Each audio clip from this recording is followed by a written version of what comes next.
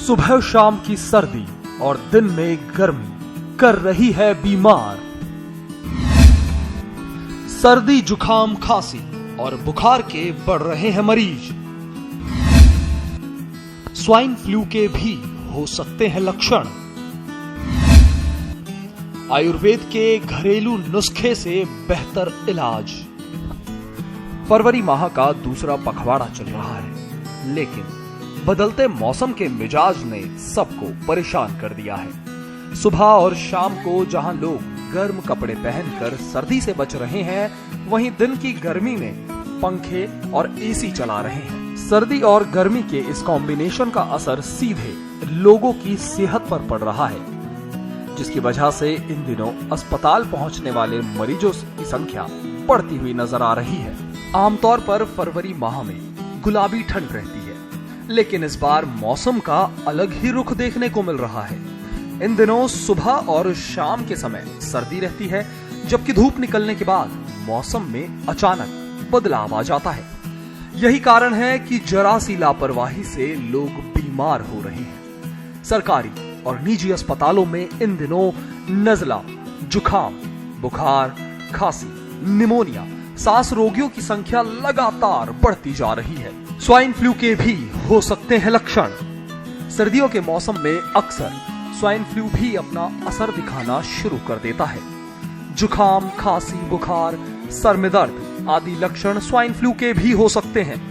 इन दिनों एसएमएस अस्पताल सहित अन्य अस्पतालों में स्वाइन फ्लू के मरीज सामने आ रहे हैं। स्वास्थ्य विभाग के आंकड़ों की बात करें तो राजधानी जयपुर में 15 मरीज स्वाइन फ्लू पॉजिटिव आ चुके हैं। एसएमएस अस्पताल सहित अन्य अस्पतालों में बढ़ी मरीजों की संख्या।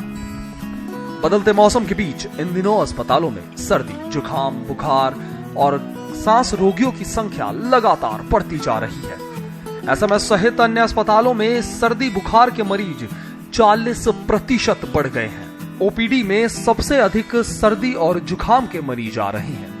डॉक्टर प्रवीण गुप्ता का कहना है कि दिन में तेज धूप और रात में सर्दी होने की वजह से लोग वायरल इन्फेक्शन और फ्लू से पीड़ित होने लगे हैं। जिन लोगों की इम्यूनिटी कम होती है, उन्हें सर्दी होने पर खांसी अपनी चपेट में ले रही है।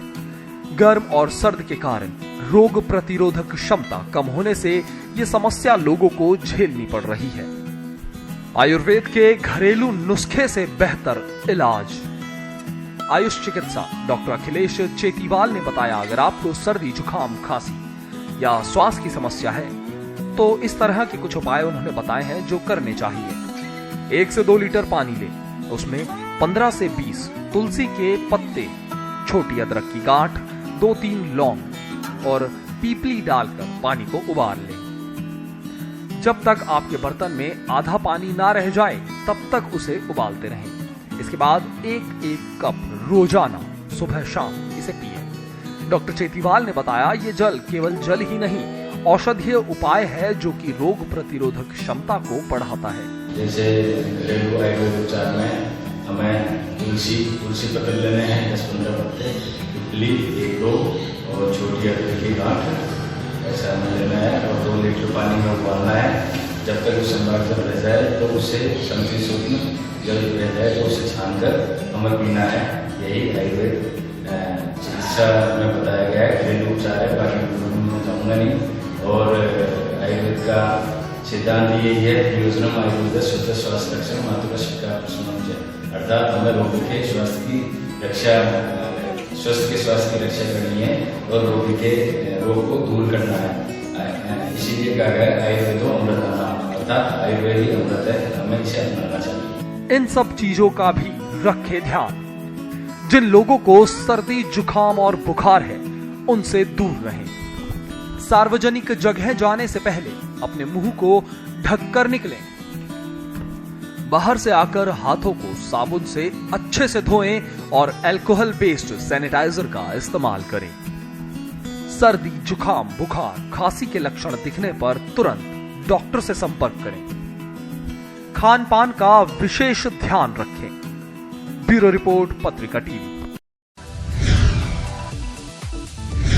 2020 में पाठकों के सपने होंगे साकार। आप भी जीत सकते हैं घर और कार। पत्रिका रीडर्स फर्स्ट पाठकों के लिए सुनहरा मौका, करोड़ों के लाखों पुरस्कार, 2 बेडरूम फ्लैट, फैमिली कार और सोने का नेकलेस। साथ ही हर पाठक को मिलेगा गारंटीड उपहार। आज ही अपनी प्रति बुक करें और अपना उपहार पक्का करें।